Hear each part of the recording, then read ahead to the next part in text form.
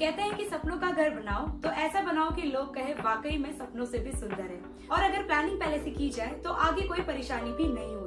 तो चिंता किस बात की, मैं हूं ना। आज की इस वीडियो में मैं आपको बताऊंगी कि अगर अपना होम इंटीरियर या ऑफिस इंटीरियर करवाना चाहते हो तो किन किन बातों को आपको ध्यान रखना चाहिए या किस एजेंसी को आपको अप्रोच करना चाहिए।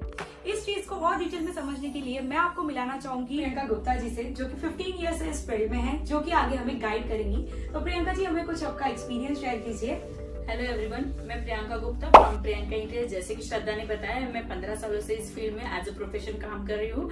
हमने बहुत सारे प्रोजेक्ट्स किए हैं आज तक इंटीरियर के, रेसिडेंशियल एंड कमर्शियल लाइन्स में। तो सबसे पहले प्रियंका जी हमें ये बताइए कि अगर किसी को होम डेकोर करना है या किसी को अपना ऑफिस डेकोर करवाना है तो इसकी शुरुआत कैसे की जाए, क्या क्या पॉइंट्स पे हमें ध्यान रखना चाहिए।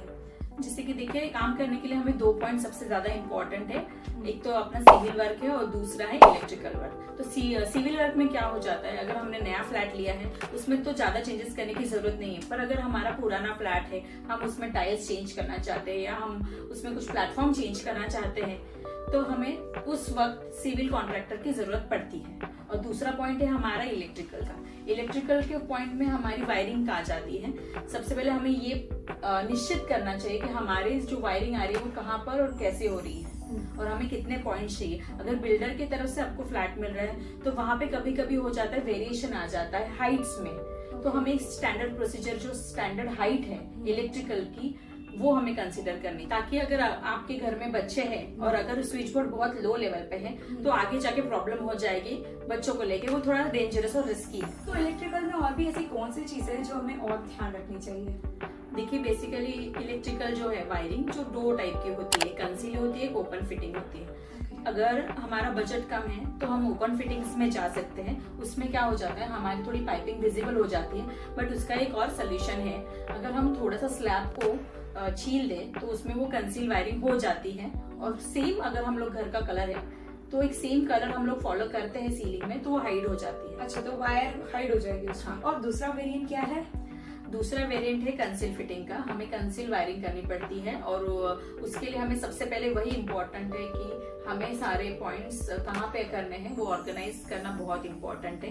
कंसील फिटिंग में थोड़ा सा कॉस्टिंग बढ़ जाता है, बट वो आज का ट्रेंडिंग में वही है कि कंसील फिटिंग हो तो तुम्हारी वायरिंग विजिबल नहीं होती। हाँ, तो अब जैसे कि हम इलेक्ट्रिक के ऊपर बात कर ही रहे हैं, तो प्रियंका जी हमें ये बताइए कि हमें कौन से रूम में ज्यादातर इलेक्ट्रिक का ध्यान देना चाहिए।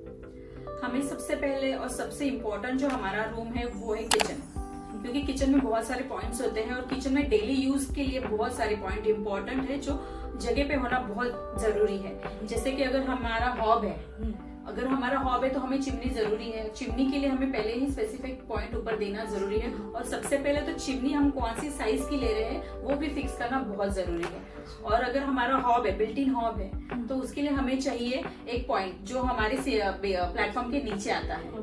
तो वो वहाँ पे होना बहुत जरूरी है। दूसरा हमारा पॉइंट आता है बिल्ट इन यूनिट का। अगर हम बिल्ट इन यूनिट प्लेस कर रहे हैं जिसमें हमारे सारे इक्विपमेंट्स रहते हैं, जैसे कि ओवन हो गया, मिक्सर, ग्राइंडर, जूसर हो गया, तो उसके लिए भी हमें स्पेसिफिक पॉइंट्स देना बहुत जरूरी है। अच्छा, तो ये सारी चीजें पहले ही कर लेना चाहिए, नहीं तो इन फ्यूचर को चेंजेस वगैरह भी करना होगा। सो अगर आप ये पहले कर लेते हैं तो आप अपना टाइम और मनी दोनों ही बचा सकते। तो इस एपिसोड में हमने डिस्कस किया कि आप इलेक्ट्रिकल और सिविल वर्क कैसे करवा सकते हैं। अब इसके आगे के प्रोसेस में हम आपको पार्ट 2 में दिखाएंगे कि और क्या प्रोसेस यहाँ पर फॉलो किए जाते हैं। तो इस वीडियो में अगर आपका कोई भी डाउट रह गया हो तो आप हमें कमेंट करके पूछ सकते हैं। और अगर आप हमसे डायरेक्टली कनेक्ट करना चाहते हो तो डिस्क्रिप्शन बॉक्स में मैंने आपके साथ कुछ इन्फॉर्मेशन शेयर की है जिससे कि आप डायरेक्टली हमसे कनेक्ट कर सकते हैं। तो चलिए अब मिलते हैं हमारे नेक्स्ट एपिसोड में। तब तक के लिए take care and bye bye.